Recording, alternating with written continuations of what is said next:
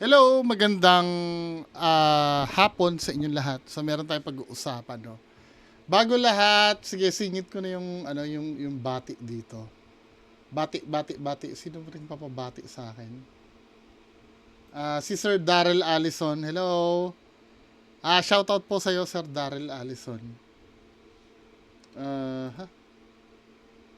So, ito na yung re-react natin video. Ano ito? Pag mga violence ha, hindi ko re-reactan. Kasi mayayari na naman tayo. Ano ba ito? Ito yung napag-usapan sa live. I don't know kung matagal na to or ano. Yung suspect daw sa panghahalay sa sa paghahalay at ano, patay daw sa torture ng kapwa preso. Tingnan natin kung uubra to.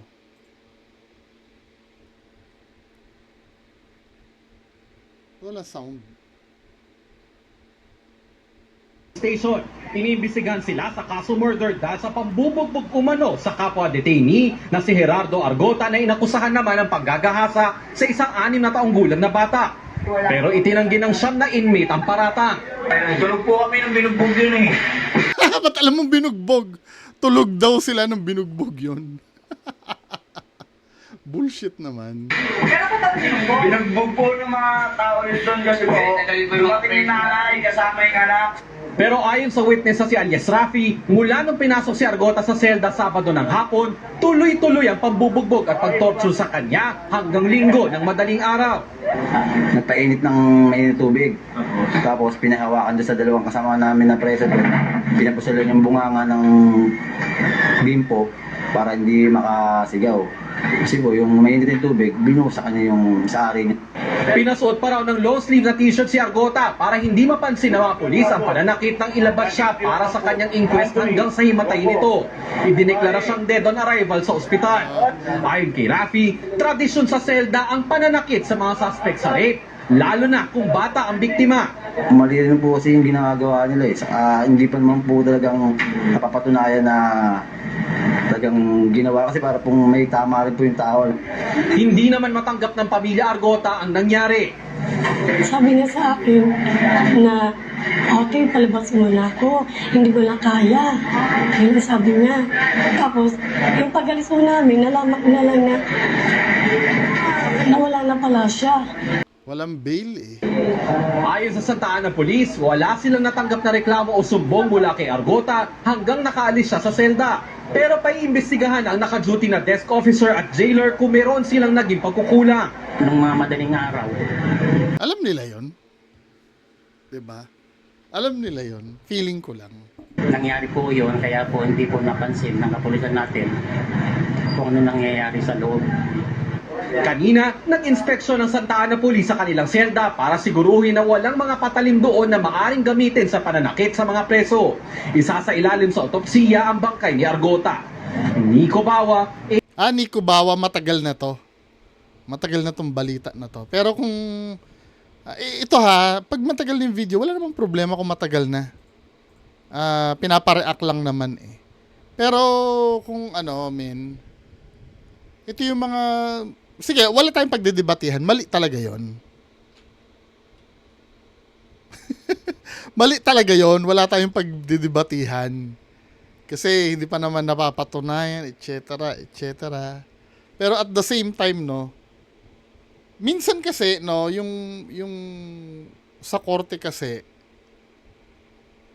minsan kahit alam na natin, may CCTV na nung pangyari. Hindi naman dito sa kaso na to. Let's say, sa iba, no, may pagpas lang na nangyari. May CCTV na. Alam mo yun, pinapatagal pa sa korte, ganyan. Kung ano man ito, no, kung ano man nangyari na to, ayoko sabihin na tama. Pero magpapaka-plastic naman ako kung sasabihin ko nalulungkot ako. 'Di ba? Well, ganito na lang. Kung totoo man na ginawa niya 'yon, yung inaakusa sa kanya, kung totoo man at nangyari yan, Sa akin, justice yun. Sa akin, ha? Ngayon, kung tingin nyo na hindi justice yun, opinion nyo naman yun. Hindi ko naman kukontrahin yun. Kasi syempre, lalo na kung anak mo yun na biktima, no? Bata pa naman. Wala talagang kapatawaran yun. Baka mapatay pa ng magulang yun kung ano. Kung hindi niya rin naman gagawin yun, hindi naman siya mapupunta dyan, di ba? Minalas lang talaga siya. Inulit ko ha, kung yung ginawa sa kanya, mali yun. Pero kung ginawa niya man yun, yung inaakusa sa kanya at yan ang kinahinatnan niya, for me, para sa akin lang po ha, hindi para sa inyo, sa akin po ito, justice yun. Di ba? Yun lang. Hindi na ako makikipag-argue. Next. Ito, no. Diyos ko naman. Timbog ang Wait lang. Sige, ito na muna. So, may high-end na bugaw, ano. Parang alerto ngayon na manghuli sa mga ganito. Di ba? Last time, yung issue ng kay Ralph Recto.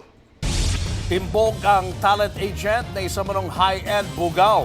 Kabilang sa mga alaga niya na nasagip ng NBI ay isang dating Pinay beauty queen at ilang Russian model. Nasa frontline ng balitang yan si Gio Robles. Sa isang model. luxury hotel na ito sa Makati, nakipagkita ang lalaking umano'y high-end bugaw sa 3 kliyente. Ang hindi niya alam, mga undercover agent ito ng NBI. Kung may edad si kuya. Ito bang orange yung ano? Ito ba yung kliyente? Wait lang ha.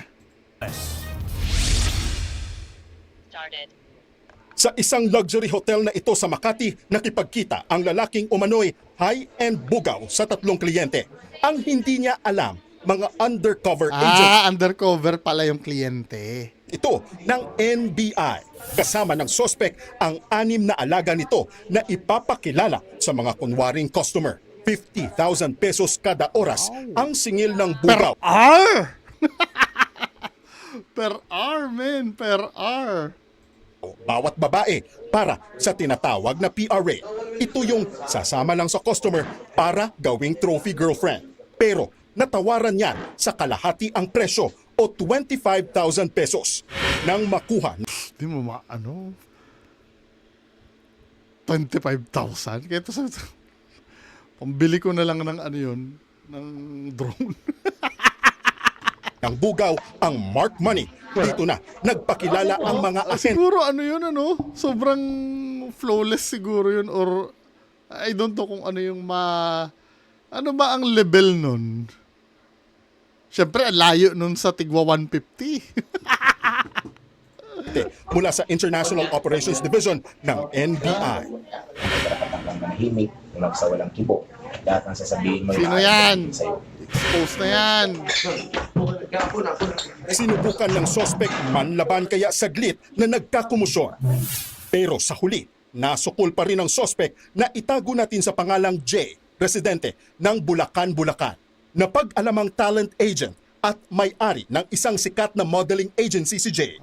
Siya po ay merong minimaintain na isang Facebook account kung saan ino-offer niya very blatantly ang sexual services ng mga magagandang kababaihan.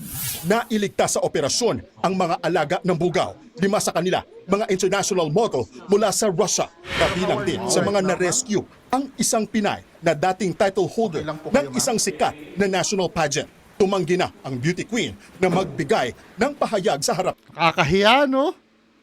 Beauty queen?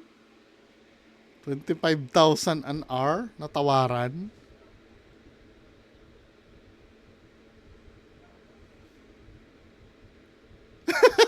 Ng kamera. Pero inakala niya ra na house party ang pinuntahan matapos imbitahan lang daw ng kaibigan na si Jay. Nasa pangangalaga na ang 6 na kababaihan ng Makati Social Welfare and Development Office. Ayon sa NBI, tila ginagamit ng sospek ang sariling modeling agency nito para sa commercial sexual exploitation. Ang mga victim po natin, particularly yung mga Russian nationals, dahil wala Mga Russian, mga magaganda yan, eh, no? Mga Black Widow ang dating. silang pagkakataong magtrabaho dahil wala naman silang working permit, sinabi sa kanila na ang paraan para kumita ng pera ay i-offer sila sa mga interesadong mga kliyente o parokyano. So maliwanag po ang elemento ng trafficking dito sa kasong ito. Tikom ang bibig ng sospek nang sinubukan naming kunin ang kanyang pahayag. Sir, may statement po kayo, sir, sa allegations against you. High-end bugaw daw po kayo, sir. Sir, ano po masasabi ninyo, sir? Dagdag pa ng NBI, nakatanggap sila ng impormasyon tungkol sa umano'y operasyon na nag-aalok ng mga babae, kabilang nga ang mga beauty queen, modelo, artista at mga dayuhan para sa mga pribadong sexual arrangement. Inaalam na ng NBI kung may mas malawak na network Meron yan. At I'm so sure may politicians dyan.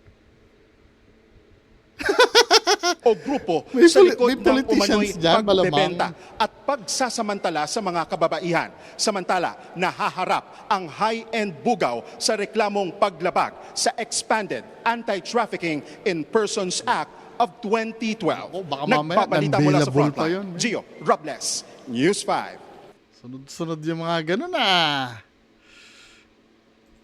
High-end bugaw. Walang sinabi, no? Kahit sabihin mo may 10,000 kang budget. Kulang. Anyway, next. Ito, panahon na ito. Overdue na ito, man. Ano ba? Kung ito nakakabwisit sa Pilipinas eh.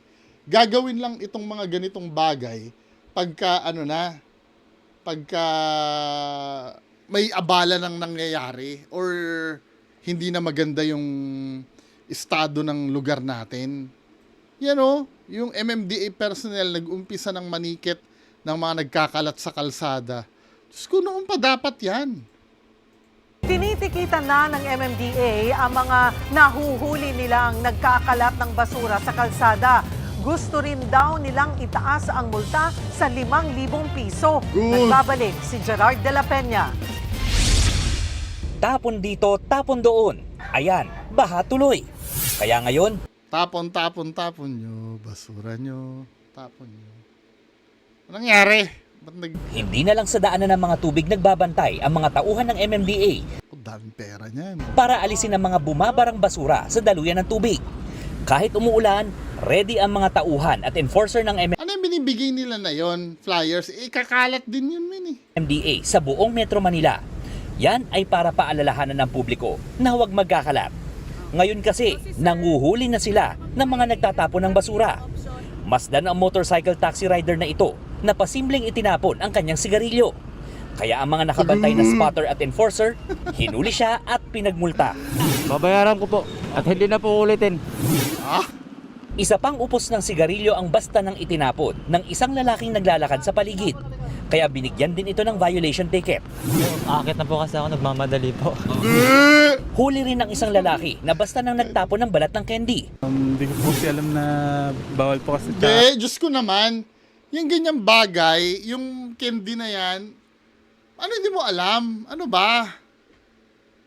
Nag-school ka ba? Basic yan sa school eh. Ano ba naman? Siguro sa bahay nito hindi hindi tinuruan. Actually, yung mga ganyan, no? Basic yan eh. Kakaano ko lang dito, first time lang ako dito sa sa area na to. Sa Quezon City, 500 piso ang multa o 8 oras na pagwawali sa Dolomite Beach sa Manila Bay bilang bahagi ng community service. Nakakalat sa mga sakayan at terminal ang mga enforcer ng MMDA na nanguhuli ng mga iligal na nagtatapon ng basura. Pero dito sa Cubao yung lagi may pinakamaraming huli kung saan umaabot ng 25 ang natitiketan sa isang buong maghapon. Ayon sa MMDA, pumirma na ng resolusyon ang mga mayor sa Metro Manila kaugnay ng pagtataas ng multa na aabot sa 5,000 piso para sa mga magkakalat ng basura. Mag-a-appear sa yan, di ba? Sa clearance mo. Pagka hindi mo binayaran. Tama ba ako? Kasi parang naging issue yan ng isang empleyado namin dati eh. Kailangan pang magpasa ng ordinansa ng mga lokal na pamahalaan para maipatupad ito. Pero mayroon ng mga lungsod na nag-amyenda na ng ordinansa. Kailangan kasi talaga eh. Dapat noon pa nga yan eh. Kaya nga di ba sinabi ko last time, dapat panahon pa ng undoy yan. Hindi ko nga lang maintindihan bakit Bakit ngayon lang magsiseryoso ng ganyan kung kailan wala na tayong pag-asang bumuti yung sitwasyon natin sa baha, di ba? Bullshit eh. Bayan ng San Juan. Aside from the fines, aside from the penalties, dapat talaga from within tayo mga mamamayan, wag na nating hayaan na magtapon pa tayo ng basura kung saan-saan. Dapat po talaga maging disiplinado tayo. Grabe oh. Pero ayon sa isang environmental advocacy group, hindi dapat isisi lahat sa mga mamamayan ang problema sa basura. Dapat may gawin din ang mga lokal na pamahalaan para mas mapadali ang tamang pagtatapon ng basura. Babalik po tayo dun sa punto na kung hanggat walang maayos yung na garbage collection process at sorting process, yung ating mga LGUs, may magkakalat at magkakalat pa rin mga tao. Kahit po taasan pa nila yan na 5,000 or kung ano man, kung hindi nila maayos yung kanilang solid waste management per LGU, I think it will be just a nonsense. Hindi naman. Magkaiba yung proseso ng pagtatapon mo sa kalye doon sa gagawin ng government. Magkaiba yun. Makikita mo naman ang ano doon, ang difference doon eh. Medyo hindi ako agree doon. Penalty po sa mga... Medyo may point naman siya ng konti, pero magkaiba yun eh. Diba? Individual person. Ang pinakamadaling magagawa raw ng mga LGU, maglagay ng mga tapunan ng basura sa maraming sulok ng kanilang lugar. Kasi mga kababayan, patuloy ang pagtatrabaho ng Kaya lang pagka, let's say, naisaayos niya, granting, no? Siyempre, dadami ang koleksyon ng basura ngayon. Yung paglalagyan sana, paghandaan din nila. Baka mamaya, yung paglalagyan nila ikulangin. gobyerno, nililinis po ang ating kapaligiran, huwag niyo naman pong laging dumihan. Nagbabalita mula sa Frontline, Gerard de la Peña, News 5. Ngayon, no, yung mga parents ngayon, kung yung mga anak nyo ay baby pa, kinakarga nyo pa, or mga 1-year-old pa, umpisahan nyo ng i-training ngayon. Yung mga maliliit na bagay lang, yung for example sa loob ng bahay nyo, no, let's say natuto yung anak nyo na kumain ng candy. Yung hindi lang basta yung bukas ng candy tatapon tapos kayo mga magulang na yung magtatapon. No. Medyo nyo rin, isingit nyo din yung yung lesson na gano'n sa anak nyo kahit baby. Madadala nila yun. Maliit na bagay yun eh, pero madadala nila yun pagtanda. Yung, oy, don't do that. Don't do that. Ibabato mo lang yung dyan. Dapat may basurahan din kayo sa bahay na doon nila ilalagay. Matitrain yung mga bata ng ganun. Hanggang sa lumaki sila, mag-school sila, madadala nila sa school, then mahahawaan nila yung mga kaklase nila na hindi rin magtapon sa hindi tamang tapunan. Chain reaction. Magsisimula talaga sa bahay. Siyempre, bilang parents, ipakita nyo rin sa sa anak nyo, di ba? Na kayo ay sumusunod din sa rules. Anyway, mga kababayan ko, yan lang po muna ang pag-uusapan natin. Magandang hapon sa inyo lahat. Bye-bye.